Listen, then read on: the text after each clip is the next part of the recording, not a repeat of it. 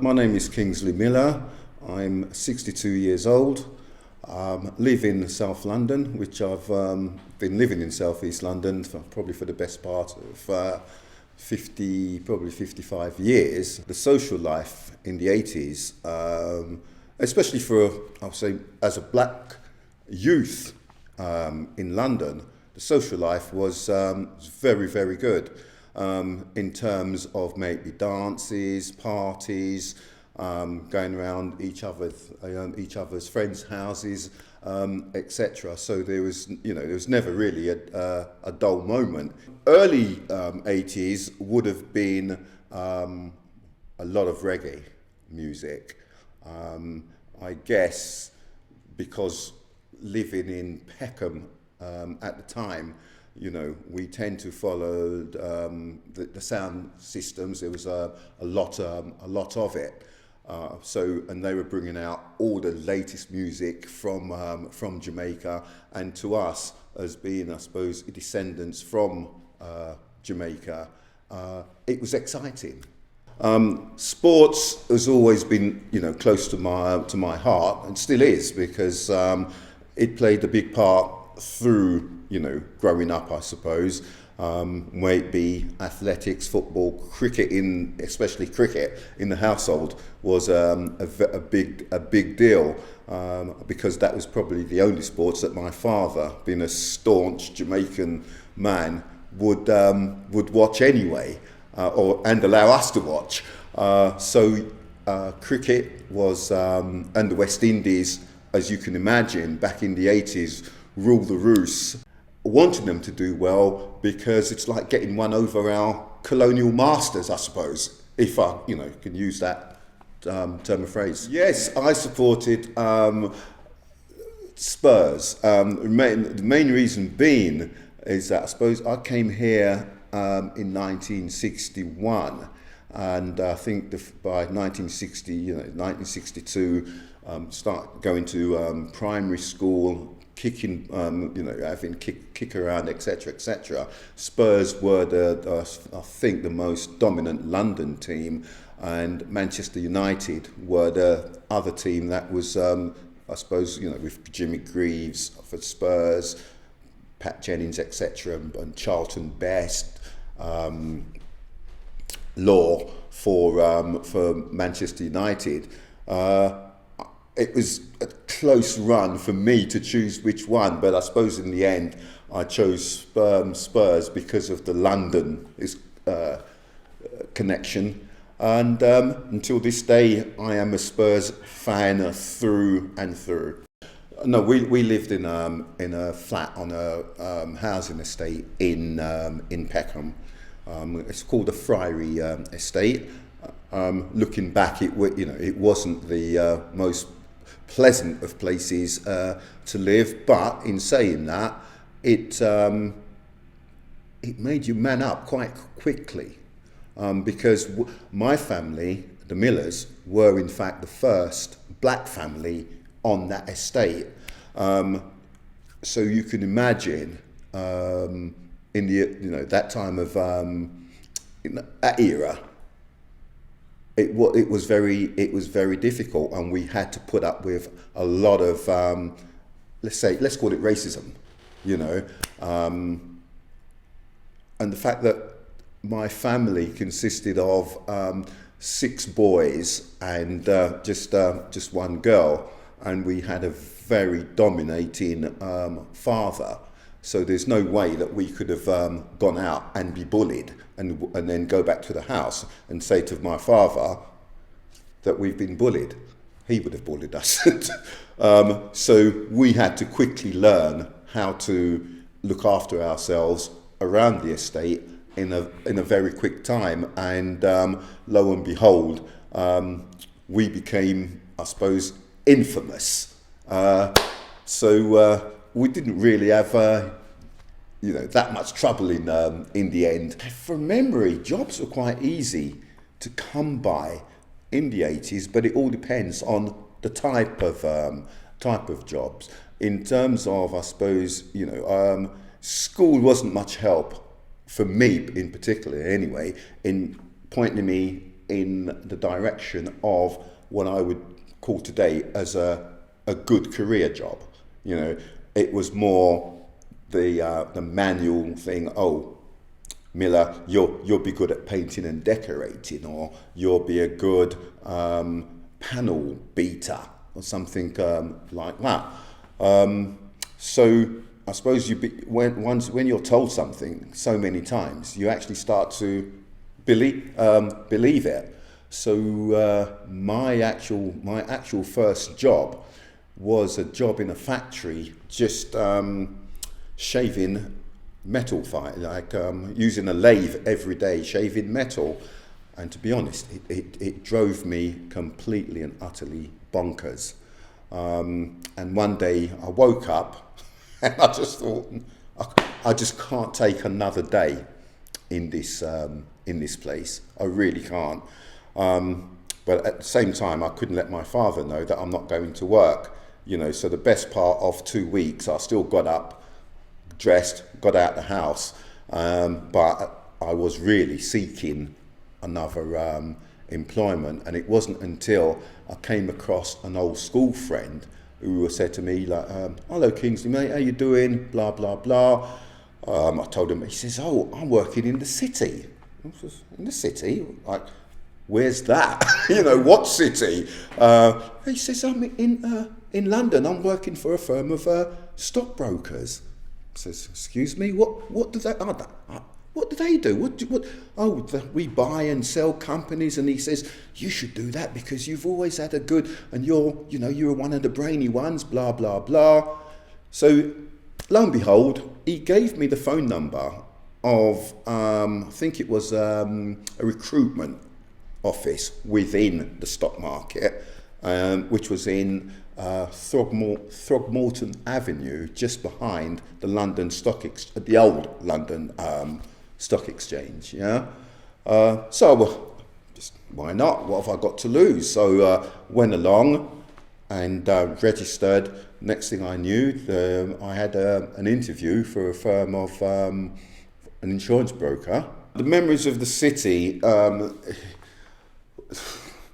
It's a bit of a mixed bag, really, because I worked alongside people that, prior to working with them, they're the sort that I would have thought would have seen them on television, not to actually be a colleague of theirs. You know, you're talking guys from Eton, Harrow, Oxford, Cambridge, and here's this boy from, Peckham, like rubbing shoulders now, and there was still a lot of ignorance, the Thatcher right era, with regards to people. I think she actually made this country selfish. Just think about numero uno. And yes, there was that greed element coming in, and I think we started to stop to give a thought for the next, for your fellow human being, basically, which, in my opinion, is not a good thing. Started to earn, eventually. It wasn't always easy, because for some reason there were times when I was actually held back, and it was just so blatant. So I was forever. I'm not one to keep, I'm forever banging on the door, saying, what's going on? Here's all these new youngsters coming in. You bring them to me to train.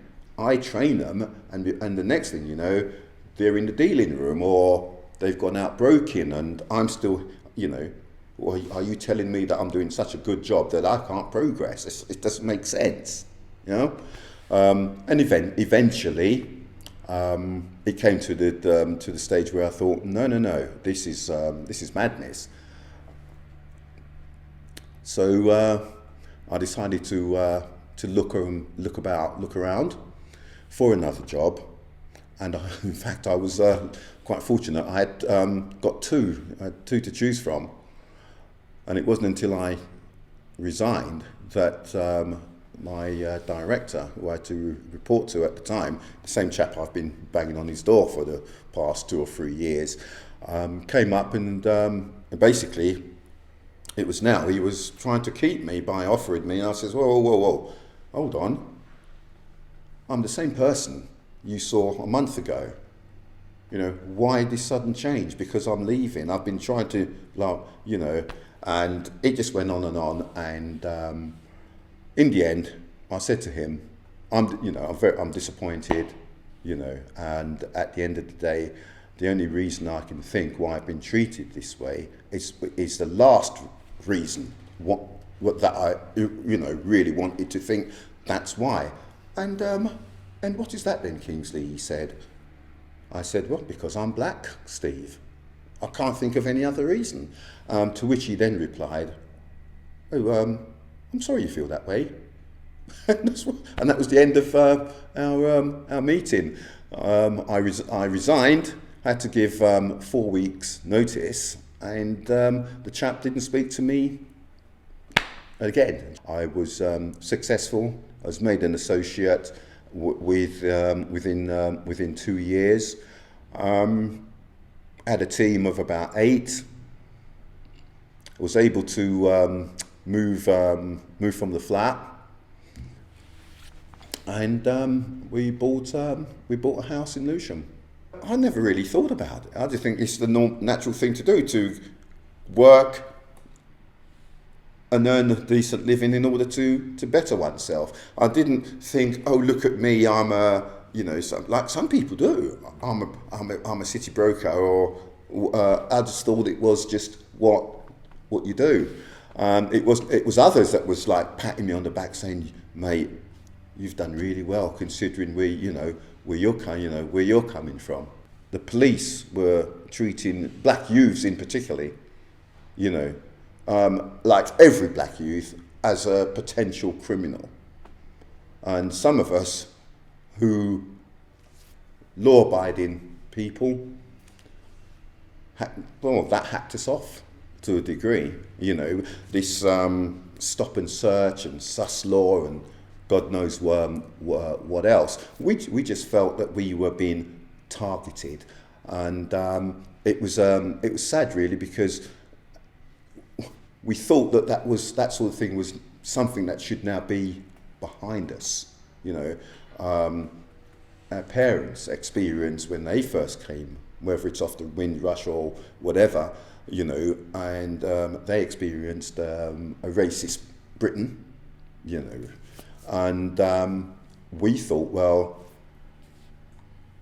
hopefully they've seen through that, and it's now they've paved the way to make things easier for us, next generation. But alas, that was not the case, because there was a rise in the right-wing movement. One, you had the police against us, and then two, you had I wouldn't say vigilantes, but far-right groups that you just had to be careful. So you try not to go out alone, always have a friend or two with you. There was probably 3 or 4 times when we were set upon during that period. Between 83 and 85, when my career did start to take off, let's say.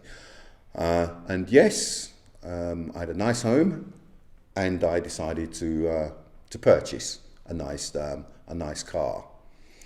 And lo and behold, it was an absolute nightmare, because a young black man in a nice car, I had to be a drug dealer as far as they were concerned.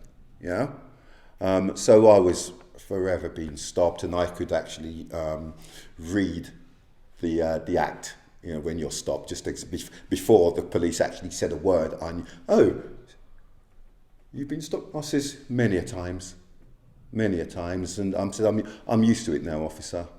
And one guy actually said, well, you're a young black man driving quite a flash car. I says, and that gives you the right, or gives the force, the right to stop me every time I'm driving. You know, well, I suppose because it's quite uncommon, you would say. I didn't actually get involved myself. I know friends who did. I just can remember what I saw from the TV and what was reported back to me. But it was a time bomb waiting to go off. Anyway, so I wasn't unduly surprised that it happened. It helped to actually change the way the police behaved. I think it was was it the Scarman report? Mm-hmm. Yeah, and that highlighted the racism within the force, etc. And to a large degree, it got relationships. At least there was dialogue between the opposing, I suppose call it opposing, but opposing sides, which went a long way. Young people in the 80s, like myself, I think we had more of a tighter knitted community.